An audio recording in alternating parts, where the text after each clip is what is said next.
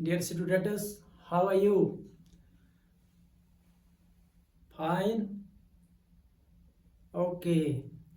आज के इस केमिस्ट्री क्लास में आपका खैर मकदम है. Our today's topic is isomerism. Again an important topic of organic chemistry. चलो आज का क्लास शुरू करेंगे. आइसोमेरिज्म.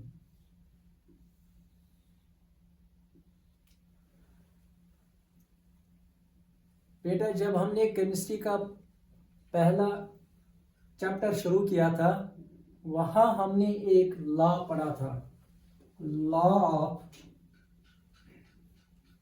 Definite proportion.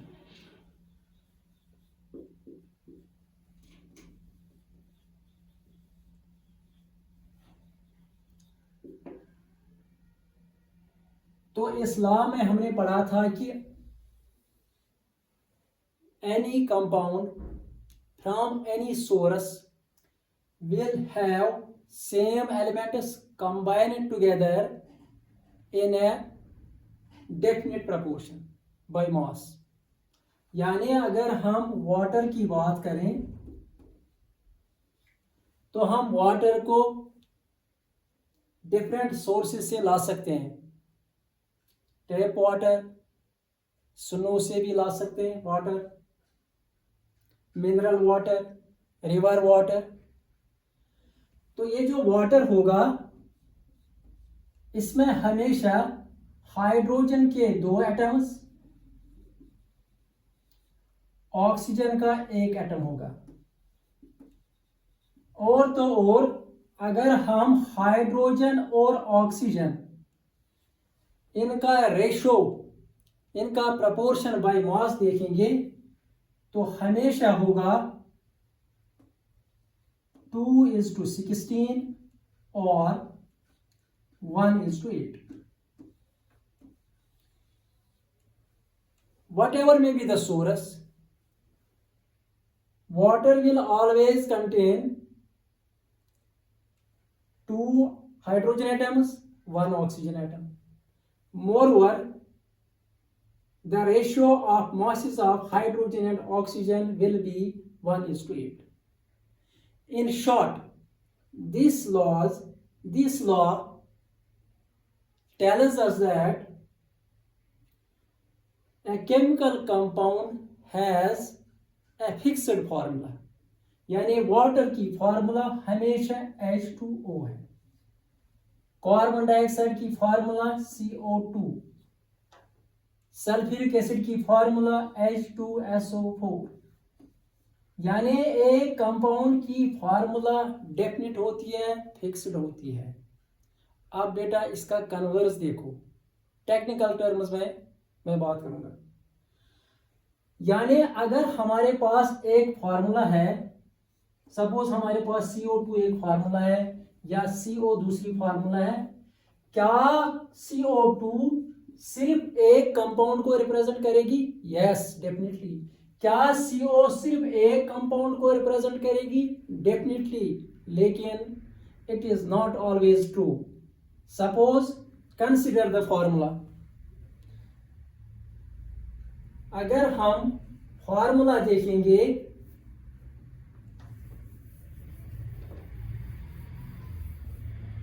C4H10, तो क्या यह फार्मूला सिर्फ एक केमिकल कंपाउंड को रिप्रेजेंट करेगी या एक से ज्यादा कंपाउंड्स को? आपका क्या ख्याल है? What do you think? शाबाश बेटा. बेटा 10th क्लास से आप पढ़ते आ रहे हो. ये जो फार्मूला है C4H10, तो इसको हम 2 तरीके से रिप्रेजेंट कर सकते हैं.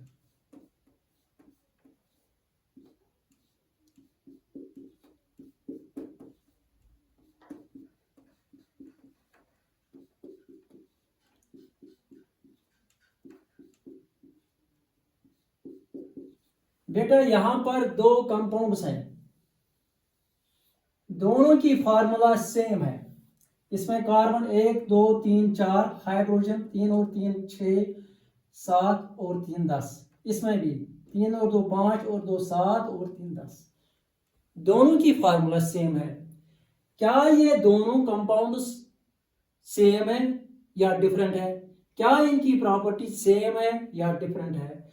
हम जानते हैं ये जो कंपाउंड हमारे पास है this is normal n butane, और ये जो मेरे पास कंपाउंड है दिस इज आइसोब्यूटेन।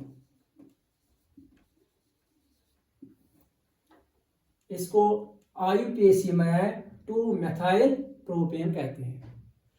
ये फॉर्मूला एक है, it represents 2 compounds. The 2 compounds have different structures, they have different properties. तो ये जो आइसोमेरिज्म का कॉन्सेप्ट है यहीं से ये शुरू होता है। तो आप एक इंपॉर्टेंट पॉइंट याद रखो, ये जो हमारे पास लॉ ऑफ डेफिनिट प्रपोर्शन है या लॉ ऑफ कांस्टेंट कंपोजिशन भी इसको कहते हैं, इसका जो कन्वर्स है दैट इज नॉट ट्रू। तो अब ये आइसोमेरिज्म क्या है, आइसोमर्स क्या है, तो यहीं से हमारी डेफिनेशन निकल आती है। एक फार्मूला 2 कंपाउंड को रिप्रेजेंट करेगी, फार्मूला सेम है दोनों की लेकिन properties are totally different. What is isomerism? This is the definition of isomerism, please copy it.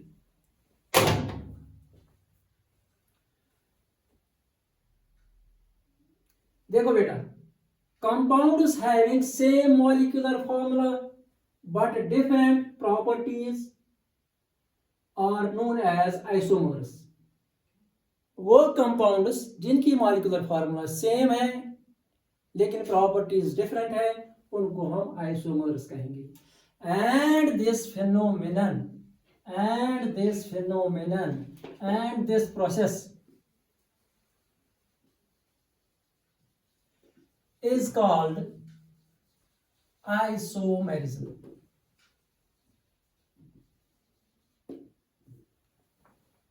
बस दैट इज ऑल। तो ये आइसोमेरिज्म की डेफिनेशन है। तो आप वीडियो को पॉज कर सकते हो, साथ साथ नोट भी बना सकते हो। अब ये जो आइसोमेरिज्म है इसके टाइप्स क्या है? Isomerism is mainly of 2 types. Number 1 structural isomerism which is also called constitutional isomerism. Number 2 stereoisomerism. ये जो यहाँ पर फ्लो चार्ट है ये आपकी NCERT 11th बुक में भी है। तो ये जो आइसोमेरिज्म के टाइप्स हैं it is mainly of 2 types. One is structural, second one is stereoisomerism. Structural isomerism क्या है ये खुद आपको डेफिनेशन बोलता है। तो सारे आइसोमेरिज्म में ये सेम रहेगा, सेम मॉलिक्यूलर फार्मूला। आप इसको खुद डिफाइन कर सकते हो, खुद ये बोलेगा मेरी डेफिनेशन क्या है। Compounds having same molecular formula but different structures और different constitution and different properties are known as structural isomers and the process and the phenomenon is known as structural isomerism. Simple.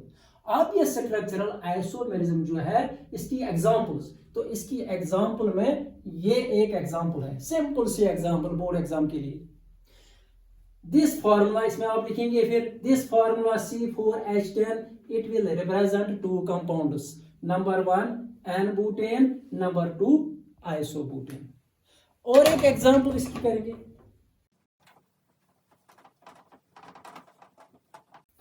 अगर हम ये formula देखेंगे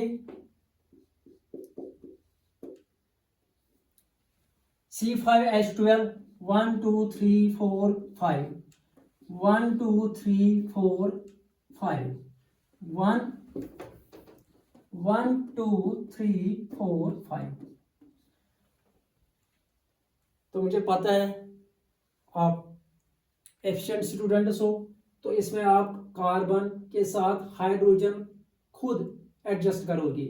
मसलन यहाँ पर carbon का 1 bond है, हाइड्रोजन 3 आएंगे, बाकी यहाँ पर 2 आएंगे, यहाँ पर 2 आएंगे, यहाँ पर 2 आएंगे, यहाँ पर 3 आएंगे। अब ये जो 1 2 3 4 5 कार्बन एक ही लाइन में है तो इस वाले को हम बोलेंगे एन पेंटेन। तो इसमें 4 कार्बन एक लाइन में और एक कार्बन एज सब्स्टिट्यूएंट है, हाइड्रोजन आप खुद इसमें एडजस्ट करना, तो इसको बोलेंगे आइसोपेंटेन। और बेटा ये वाले को बोलेंगे हम नियोपेंटेन।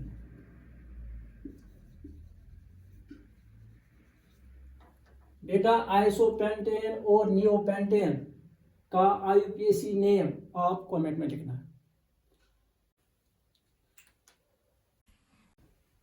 बेटा ये जो स्ट्रक्चरल आइसोमेरिज्म को हमने डिफाइन किया, इसके ये जो टाइप्स हैं, chain isomerism, position isomerism, functional isomerism, metamerism.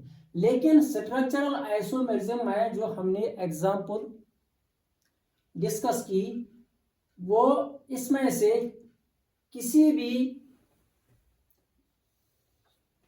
Type में, यानी स्ट्रक्चरल आइसोमेरिज्म की एग्जांपल में हम चेन आइसोमेरिज्म की एग्जांपल भी लिख सकते हैं, पोजीशन आइसोमेरिज्म की एग्जांपल भी लिख सकते हैं, फंक्शनल आइसोमेरिज्म की एग्जांपल भी लिख सकते हैं, मेटामेरिज्म की भी कोई भी लिख सकते हैं इसमें एग्जांपल। हाँ बेटा, अब स्ट्रक्चरल आइसोमेरिज्म के जो टाइप्स है इनमें नंबर 1 चेन आइसोमेरिज्म। तो चेन आइसोमेरिज्म अपनी डेफिनेशन आप बोलेगा, तो क्या इसकी डेफिनेशन है? Chain isomers compounds having same molecular फॉर्मूले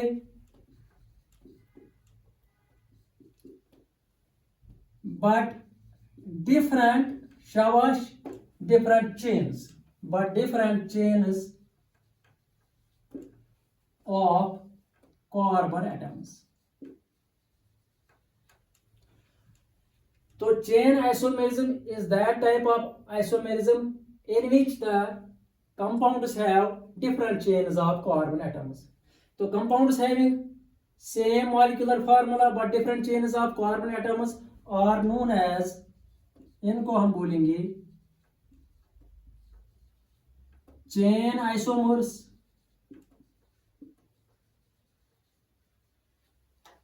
and the phenomenon is known as chain isomerism. तो इस फिनोमिनन को हम बोलेंगे चेन आइसोमेरिज्म। अब चेन आइसोमेरिज्म की जो एग्जांपल है, जो मैंने यहां पर स्ट्रक्चरल आइसोमेरिज्म की एग्जांपल कोट की, वही इसकी भी एग्जांपल है।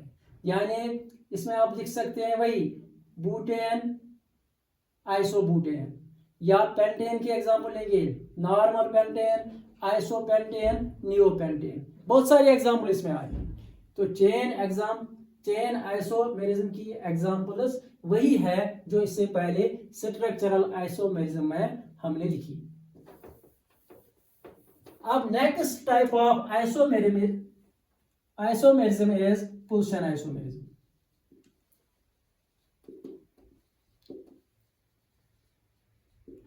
तो पोजीशन आइसोमेरिज्म को आप खुद डिफाइन करोगे, compounds having same molecular formula but different position of functional groups और different position of substituents.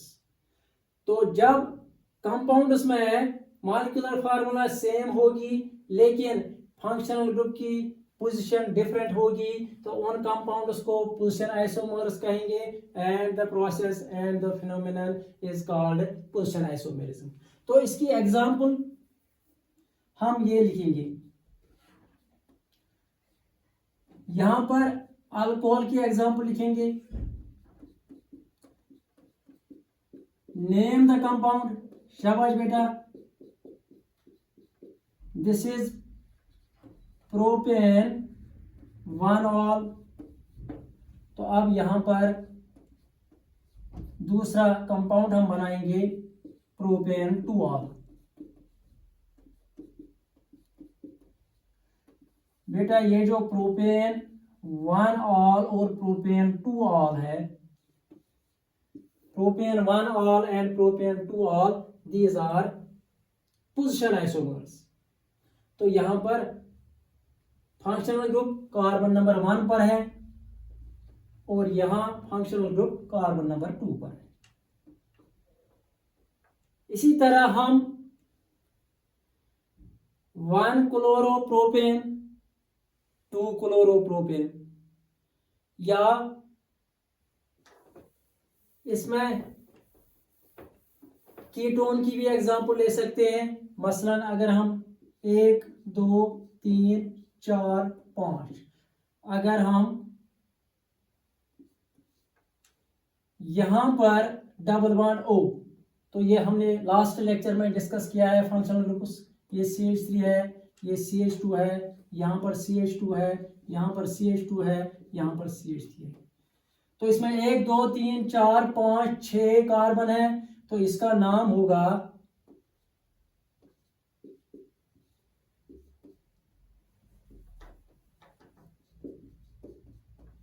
Hexane 3-ओन।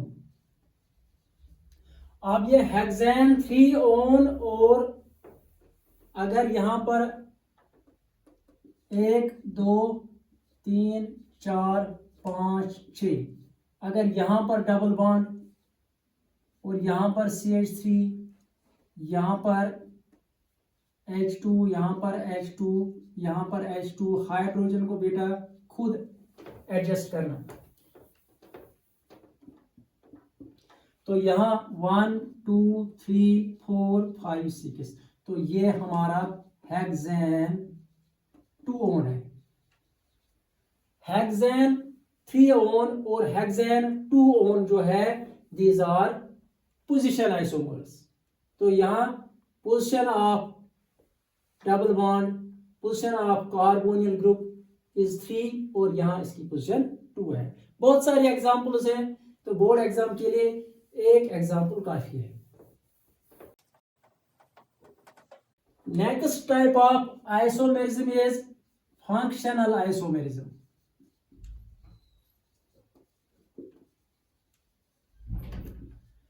बेटा डेफिनेशन आप इसकी खुद लिखोगे।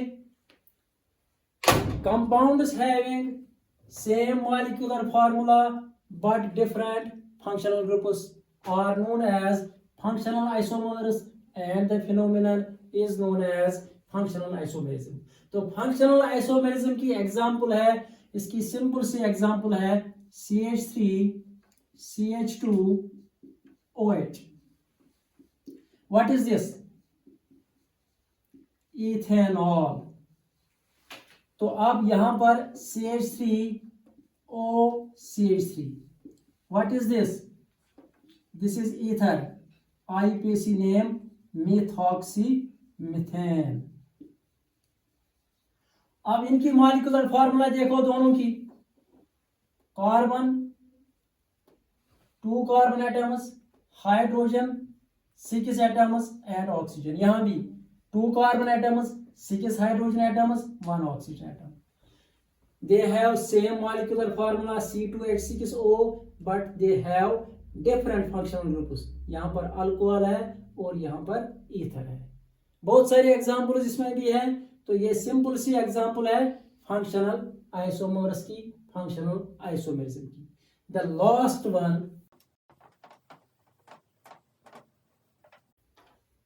is metamerism.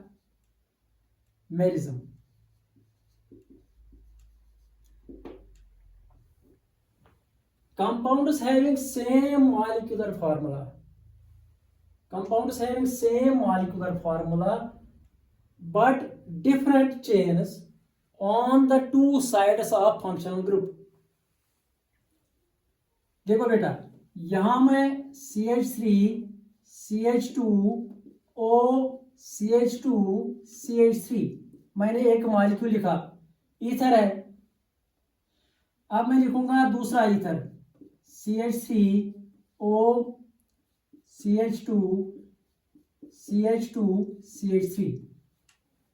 अब देखो बेटा, इसमें लेफ्ट साइड में इथाइल ग्रुप है,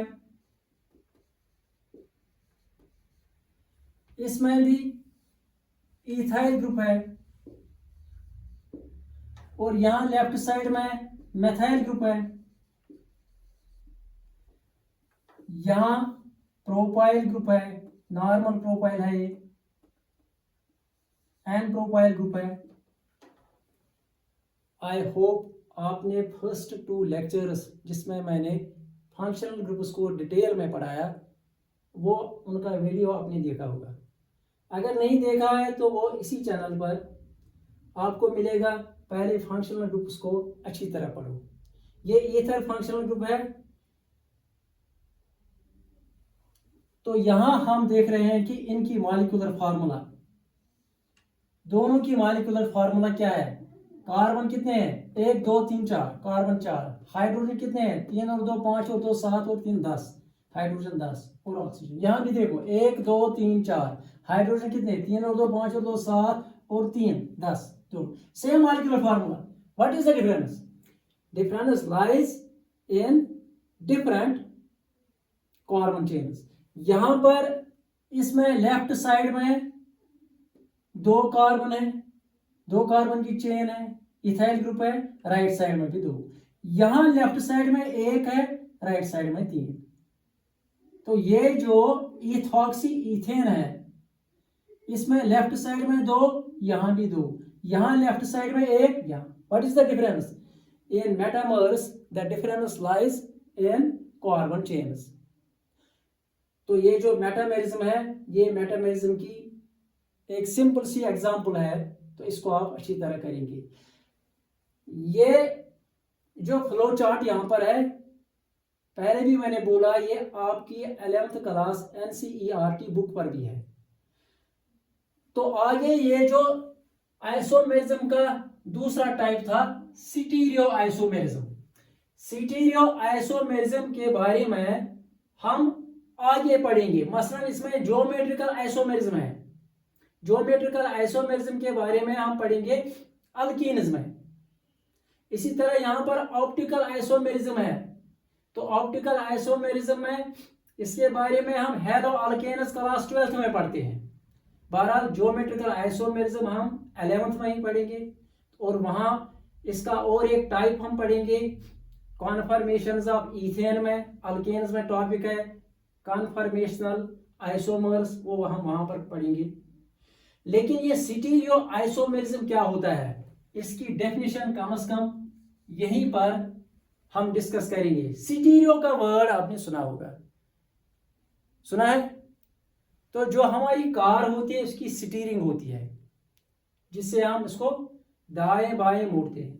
तो वहीं से उसी को यार स्टीयरिंग से हम डायरेक्शन चेंज करते हैं। स्टीरियो आइसोमेरिज्म की डेफिनेशन लिखिए, compounds having same molecular formula. तो ये सारे आइसोमर्स में मॉलिक्यूलर फार्मूला सेम होती है।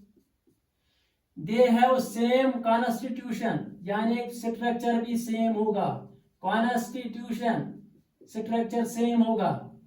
लेकिन डिफरेंस कहां पर होगी स्टीरियो आइसोमर्स में?